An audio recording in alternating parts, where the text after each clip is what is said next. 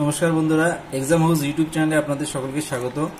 গত ক্লাসে আমরা প্ল্যানিং কমিশন কিভাবে গড়ে ওঠে তার ইতিহাস সম্পর্কে আলোচনা করেছিলাম। আজকে যে 12টা প্ল্যান আছে সেটা সম্পর্কে আমরা একটু জানবো। তার আগে আপনারা অবশ্যই লাইক, শেয়ার অ্যান্ড সাবস্ক্রাইব করবেন। তো শুরু করছি।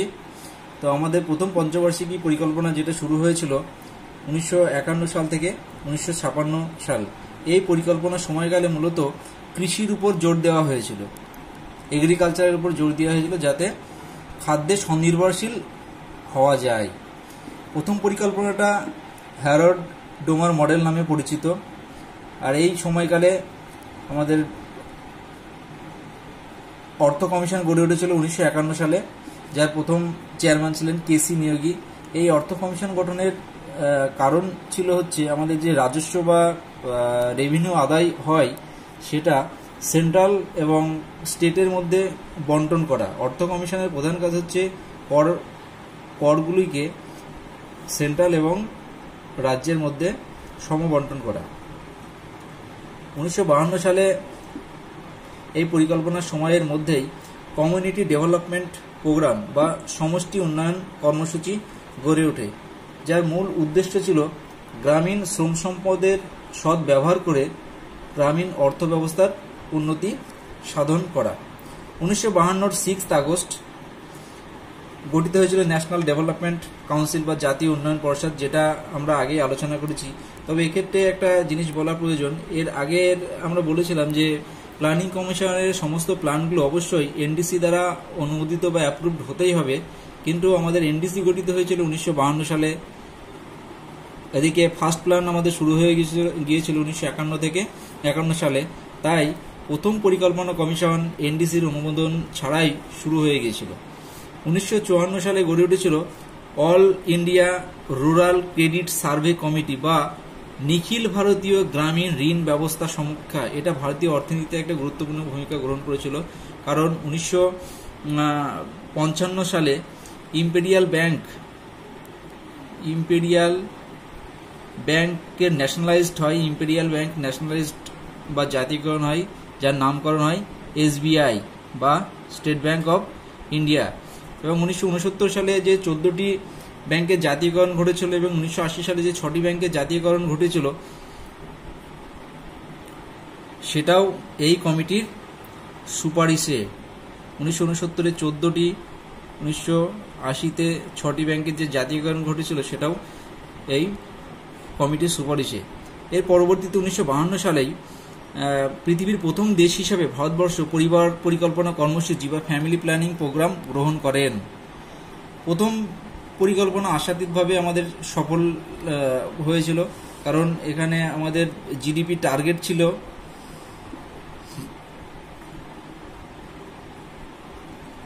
2.9 আর অ্যাচিভ হয়েছিল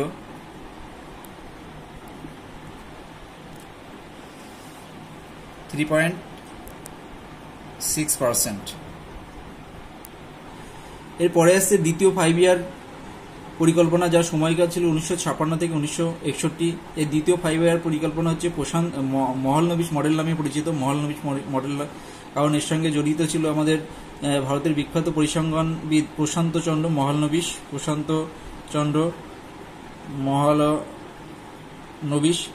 এই প্রশান্ত চন্দ্র মহলনবিশ বুঝতে পেরেছিলেন যে প্রথম পরিকল্পনাকালে আমাদের খাদ্যশস্যের যেহেতু প্রচুর উৎপাদন হয়েছিল, তাই ভারতে খাদ্যের অভাব ঘটবে না। তাই তিনি উপলব্ধি করেছিলেন যে ভারতীয় ইকোনমিটাকে আরও ডেভেলপ করতে হলে শিল্পে উন্নয়ন হওয়ার প্রয়োজন। তাই তিনি প্রচুর পরিমাণ বিনিয়োগ করে শিল্পের উন্নয়ন ঘটিয়ে দেশের অর্থনৈতিক উন্নয়ন ঘটানোর দিকে নজর দেন, যেটা বিগ পুশ থিওরি বা জোর ধাক্কা তত্ত্ব নামে পরিচিত। আর এটা ভারতবর্ষ করেছিল, আর এক্ষেত্রে এটা করার জন্য বিদেশি ফরেন লোনও গ্রহণ করতে হয়েছিল ভারতবর্ষকে। আর এই বিগ পুশ থিওরির ফলস্বরূপ র্যাপিড ইন্ডাস্ট্রিয়ালাইজেশন অর্থাৎ দ্রুত শিল্পায়ন ঘটেছিল 1956 সালে।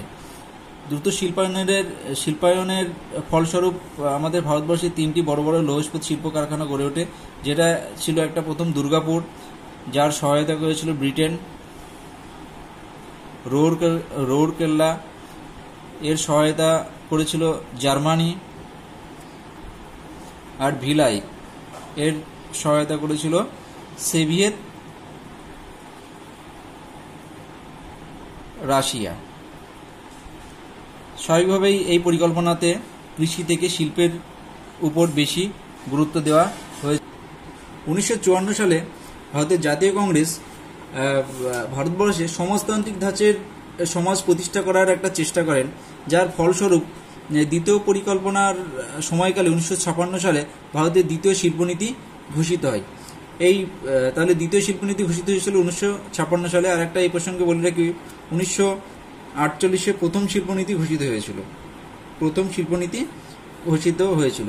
এই দ্বিতীয় শিল্পনীতিতে ভারতের অর্থনীতিকে মিশ্র অর্থনীতি হিসাবে ঘোষণা করা হয়। মিশ্র অর্থনীতি বা মিক্সড ইকোনমি। এই মিক্সড ইকোনমিটা কি? মিক্সড ইকোনমি হচ্ছে যে অর্থনীতিতে সরকারি ও বেসরকারি অর্থাৎ প্রাইভেট এবং পাবলিক সেক্টর দুটোই পাশাপাশি থাকবে, কিন্তু সরকারি ক্ষেত্রটাকে প্রাধান্য পাবে বেশি। মিশ্র ইকোনমি হচ্ছে দুটোই থাকবে, কিন্তু সরকারিটা প্রাধান্য পাবে বেশি। Private plus public sector.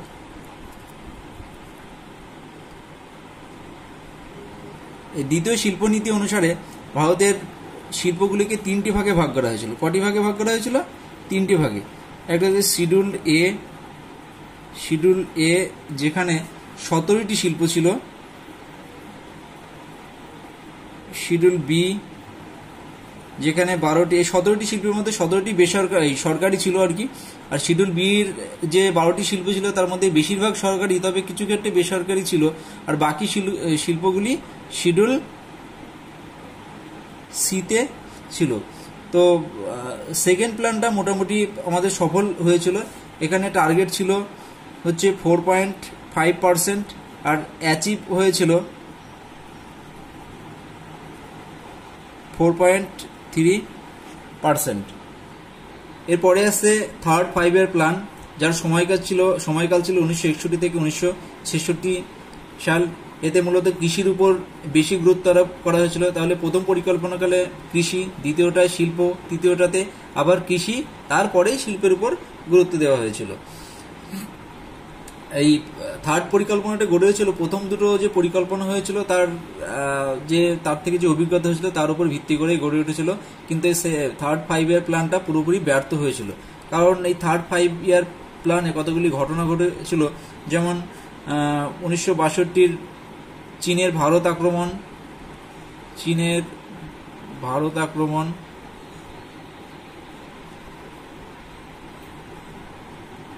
1965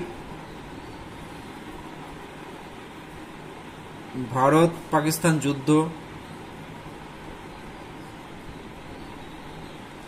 তারপরে 1965 থেকে 1966 এই সময় খরা হয়েছিল, প্রচুর খরা হয়েছিল, যেটা কৃষি ব্যবস্থার পক্ষে খুবই ক্ষতিকর হয়েছিল। আর এই থার্ড 5-year প্ল্যানটা পুরোপুরি ব্যর্থ হিসেবে ঘোষিত হয়, কারণ এখানে আমাদের জিডিপি টার্গেট ছিল 5.6%, যেখানে অ্যাচিভড হয়েছিল 2.72%। এরপরে আসছে বাৎসরিক পরিকল্পনা, যেটা হয়েছিল 1966 থেকে 1969 বা অ্যানুয়াল প্ল্যান। এটা ভারতীয় অর্থনীতিতে একটা উল্লেখযোগ্য ঘটনা আর কি। তৃতীয় পরিকল্পনার বিপর্যয়ের ফলে ভারতীয় অর্থব্যবস্থার একটা বেহাল পরিস্থিতির সৃষ্টি হয়েছিল। তাই অর্থনৈতিক উন্নয়নের উদ্দেশ্যে দেশের ব্যয় নির্বাহের ধারণাটি কেমন হবে সে ব্যাপারে সঠিক সিদ্ধান্ত নেওয়া এক প্রকার অসম্ভব হয়ে পড়েছিল। তাই চতুর্থ পরিকল্পনার বদলে সরকার পরিকল্পনার ছুটির সময়কাল ঘোষণা করল, যেটা ভারতীয় অর্থনীতিতে প্ল্যান্ড হলিডে নামে পরিচিত। প্ল্যান্ড হলিডে সময়কাল ছিল 1966 থেকে 1969। এই সময় চতুর্থ পরিকল্পনার পরিবর্তে তিনটি বার্ষিক পরিকল্পনা সরকার গ্রহণ করেছিল, যেটা ছিল 1966 থেকে 1967 থেকে 1967 থেকে 67, 1967 থেকে 68, 1968 থেকে 1969 এই তিনটে বছরের জন্য পরিকল্পনা গ্রহণ করেছিল, যেটা ইতিহাসে বাৎসরিক পরিকল্পনা বা অ্যানুয়াল প্ল্যান বা প্ল্যান্ড হলিডে নামে পরিচিত। এই সময় ভারতে কৃষির উৎপাদন, বিশেষ করে গম চাষে বৃদ্ধি ঘটেছিল, যা ভারতে সবুজ বিপ্লব বা গ্রিন রেভলিউশন নামে পরিচিত। এই গ্রিন রেভলিউশন কথাটি প্রথম ব্যবহার করেছিলেন আমেরিকার একজন কৃষি বিজ্ঞানী, যার নাম ছিলেন উইলিয়াম গ্যান্ডে।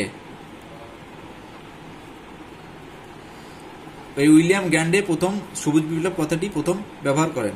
ভারতে সবুজ বিপ্লবের ঘটেছিল, তার প্রধান কারণ ছিল নিউ এগ্রিকালচারাল স্ট্র্যাটেজি, যেখানে কি পদক্ষেপ গ্রহণ করা হয়েছিল? High yielding variety of seeds, HYV, high yielding variety of seeds, রাসায়নিক সার, কীটনাশক, উন্নত নতুন প্রযুক্তি, সেচখালের উন্নয়ন। এই high yielding variety of seeds বিশেষ করে ভারতে গম চাষের ক্ষেত্রে প্রভূত উন্নয়ন ঘটেছিল আর কি। তাই এই বীজটা হচ্ছে গমের বীজ ছিল, যেটা ভারত মেক্সিকো থেকে আমদানি করেছিল। এই সবুজ বিপ্লবের জনক ছিলেন নরমান বোরলাগ, যিনি 1970 সালে নোবেল প্রাইজ পান। আর ভারতের ক্ষেত্রে সবুজ বিপ্লবের জনক হিসাবে আমরা বলি MS স্বামীনাথন। তাহলে বাৎসরিক পরিকল্পনার সময়কাল ছিল 1966 থেকে 1969। এরপরে আসছে চতুর্থ 5 ইয়ার পরিকল্পনা, যার সময়কাল ছিল 1969 থেকে 1974 সাল। এটা হচ্ছে গ্যাডগিল। চতুর্থ 5 ইয়ার প্ল্যানটি গ্যাডগিল যোজনা নামে পরিচিত, কারণ 1967 সালে ইন্দিরা গান্ধী প্ল্যানিং কমিশনের পুনর্গঠন করেন, যেখানে হচ্ছে ডিআর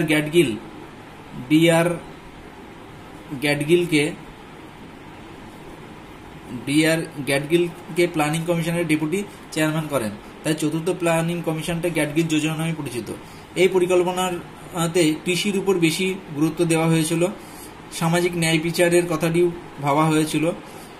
আর এই সময়ের একটা উল্লেখযোগ্য ঘটনা হচ্ছে 1969 জুলাই মাসে 14টি ব্যাংকের জাতীয়করণ হয়েছিল। আগে আমরা বলেছি 1969 সালে MRTP নামে একটা আইন প্রতিষ্ঠা হয়েছিল, যার ফুল ফর্ম হচ্ছে monopolies and restrictive trade policy act, যেটা 1969 সালে চালু হয়েছিল। এর মূল উদ্দেশ্য ছিল একচেটিয়া কারবারের যে প্রসার সেটাকে নিয়ন্ত্রণ করা, আর দেশের মুষ্টিমেয় শিল্পপতিদের হাতে যাতে আর্থিক ক্ষমতা সংঘবদ্ধ না হয় সেদিকে নজর রাখা।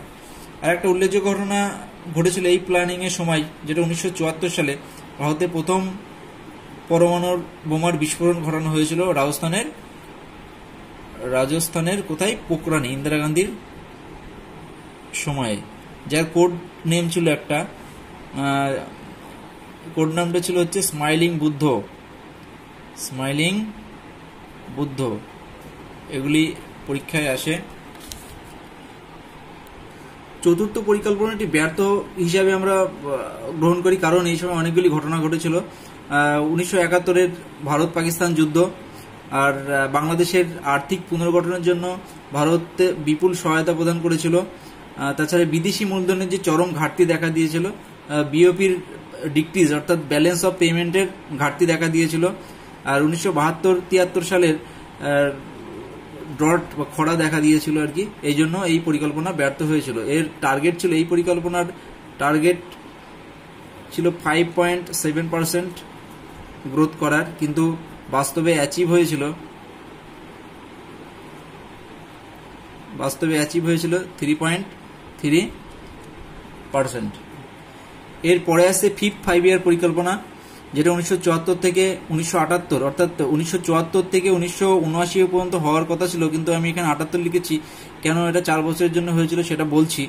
তো ওই 5 ইয়ার প্ল্যানটি ডিপি ধর কর্তৃক রূপায়িত হয়েছিল, 1972 সালে অর্থনীতিবিদ সুব্রহ্মণ্যমের একটা পঞ্চম পরিকল্পনা খসড়া তৈরি করেন, কিন্তু শেষ পর্যন্ত সেইটা বাতিল হয়ে যায় এবং অবশেষে ডিপি ধর কর্তৃক যে পরিকল্পনা করেন সেটাই বাস্তবে রূপায়িত হয়। এই ফিফথ 5 ইয়ার প্ল্যানের দুটো মূল উদ্দেশ্য ছিল, একটা হচ্ছে গরিবী দূরীকরণ বা পভার্টি ইরাডিকেশন,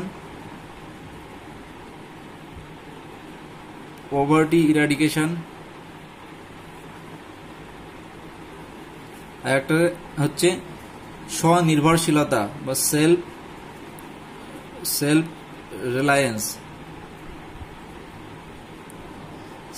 রিলায়েন্স। এই দুটো মূলত মূল উদ্দেশ্য ছিল। এই 1975 সালে ইন্দিরা গান্ধী এই গরিবী দূরীকরণের জন্য 20 দফা কর্মসূচি 20 পয়েন্টস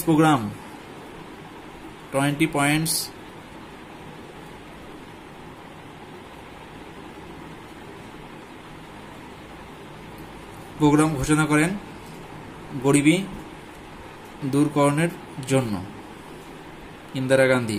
এটা কিন্তু আসে পরীক্ষায়। এই পরিকল্পনা 1978 সালের 5 বছর পূর্ণ হওয়ার আগেই শেষ হয়ে যায়, কারণ 1978 সালে মোরারজি দেশাইয়ের নেতৃত্বে জনতা দল ক্ষমতায় আসে এবং তারা এই প্ল্যানটি বাতিল করে দেয়। 1978 সালে শেষ হয়ে যায়। তার কেন শেষ হয়েছিল? কারণ মোরারজি দেশাইয়ের নেতৃত্বে জনতা দল ক্ষমতায় চলে এসেছিল, তাই তারা কংগ্রেসের প্ল্যানটি 1 বছর আগেই বাতিল করে দেয়। আর এই সময় একটি উল্লেখযোগ্য ঘটনা ঘটেছিল, যেটা হচ্ছে কাজের বিনিময় খাদ্য কর্মসূচি 1977 থেকে 78 সালে ফুড ফর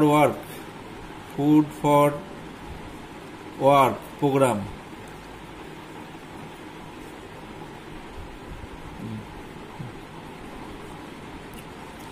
এরপরে আসছে বহতা পরিকল্পনা বা রোলিং প্ল্যান, যেটা ভারতীয় অর্থনীতিতে খুবই একটি উল্লেখযোগ্য ঘটনা। আগেই বলেছি জনতা সরকার 1978 সালে ক্ষমতায় চলে এসেছিল মোরারজি দেশাইয়ের নেতৃত্বে। এই জনতা দল 1978 সালে ক্ষমতায় এসে 78 থেকে 83 সালের জন্য একটা পরিকল্পনা রচনা করেন, যেখানে স্থির হয় যে প্রতি বছর পরিকল্পনার অগ্রগতি বিচার করে দেখা হবে, অর্থাৎ শুধুমাত্র 5 বছর পরেই মূল্যায়ন করা হবে তা নয়। আর এটাই হচ্ছে অর্থনীতিতে রোলিং প্ল্যান বা বহতা পরিকল্পনা নামে পরিচিত। এই রোলিং প্ল্যানের ধারণাটা আমরা প্রথম পাই র্যাগনার, বিশিষ্ট অর্থনীতিবিদ হচ্ছে র্যাগনার ফিশ।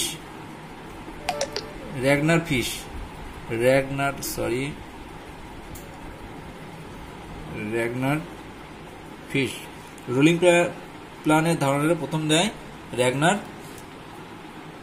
ফিশ। কিন্তু ইতিমধ্যেই 1980 সালে ভারতের জাতীয় কংগ্রেস ইন্দিরা গান্ধীর নেতৃত্বে বা জাতীয় কংগ্রেস ইন্দিরা নামে যেটা পরিচিত, সেটা 1980 সালে ক্ষমতায় আসে এবং তারা জনতা দলের যে রোলিং প্ল্যান সেটা বাতিল করে দেয়। অর্থাৎ জনতা দল 1978 থেকে 83 সাল পর্যন্ত যে রোলিং প্ল্যানের পরিকল্পনা করেছিল সেটা 1980 সালে বাতিল হয়ে যায়। তাই বহতা প্ল্যানটা কার্যকারী হয়েছিল 2 বছর মাত্র, 1978 থেকে 80 পর্যন্ত। তাই ভারতীয় জাতীয় কংগ্রেস 1980 সালে এসে 1980 থেকে 85 সালের জন্য 6ষ্ঠ পরিকল্পনা গঠন করে। এই রোলিং প্ল্যানের মধ্যে একটা উল্লেখযোগ্য ঘটনা, যেটা হচ্ছে 1978 সালে হয়েছিল আইআরডিপি গঠন হয়েছিল, সুসংহত গ্রামীণ উন্নয়ন প্রকল্প। আইআরডিপির ফুল ফর্ম হচ্ছে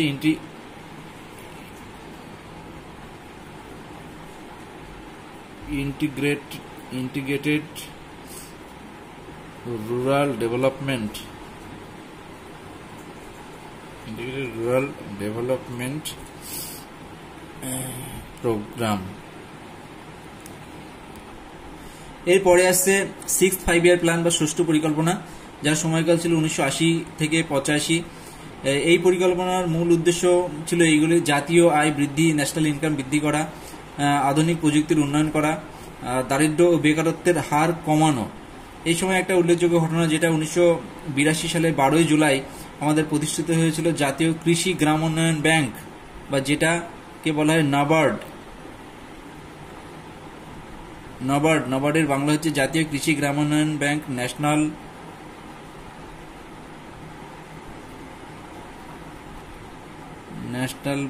ব্যাংক ফর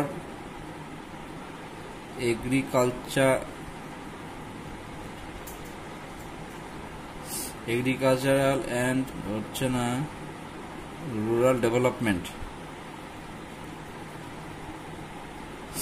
এটা প্রতিষ্ঠিত হয়। নাবার্ড প্রতিষ্ঠিত হয় 1952 সালে 1982 12ই জুলাই, যেটা ষষ্ঠ পরিকল্পনাতে গড়ে উঠেছিল। এই নাবার্ড সম্পর্কে অনেক কোশ্চেন আসে, বিভিন্ন পরীক্ষাতেই আসে আর কি। নাবার্ড গঠিত হয়েছিল শিবরাম কমিটির সুপারিশে, শিবরামন